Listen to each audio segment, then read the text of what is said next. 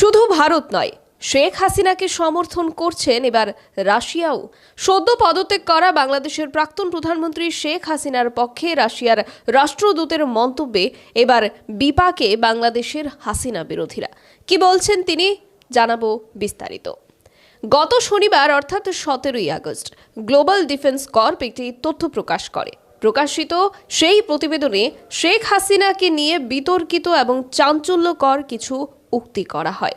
বলা হয়েছিল যে পদ্মা নদীর উপর নির্মিত রূপপুর পারমাণবিক বিদ্যুৎ কেন্দ্র থেকে 500 কোটি ডলারের অর্থাৎ প্রায় 59,000 কোটি টাকারও বেশি আত্মসাৎ করেছেন বাংলাদেশের ক্ষমতাচ্যুত প্রধানমন্ত্রী শেখ হাসিনা।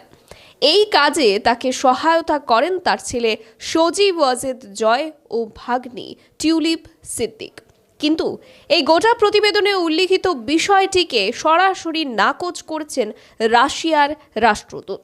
বাংলাদেশে নিযুক্ত রাশিয়ার রাষ্ট্রদূত আলেকজান্ডার ম্যান্টিটস্কি বলেছেন, রূপপুর পারমাণবিক বিদ্যুৎ কেন্দ্র প্রকল্পে $5 বিলিয়ন ঘুষ দেওয়ার বিষয়টি সম্পূর্ণ মিথ্যে এবং গুজব।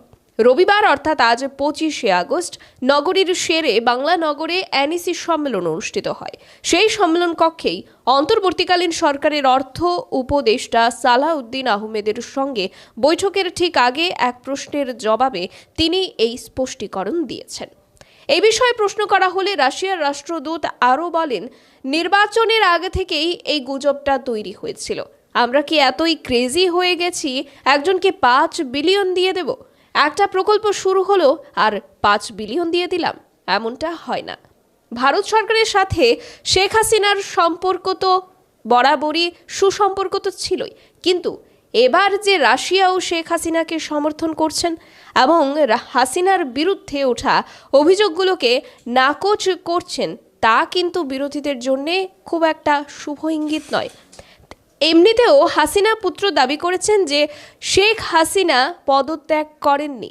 যদি এমনটাই হয় তবে সাংবিধানিক নিয়মানুযায়ী বিরোধী বিএনপি কিংবা জামাত আগামী দিনে বেজায় বিপদে পড়তে পারেন। উপরন্তু শেখ হাসিনার নামে একাধিক মামলা দায়ের করে তাকে হাজতবন্দি করার যে পরিকল্পনা, সেটাও কিন্তু ভেস্তে যেতে পারে।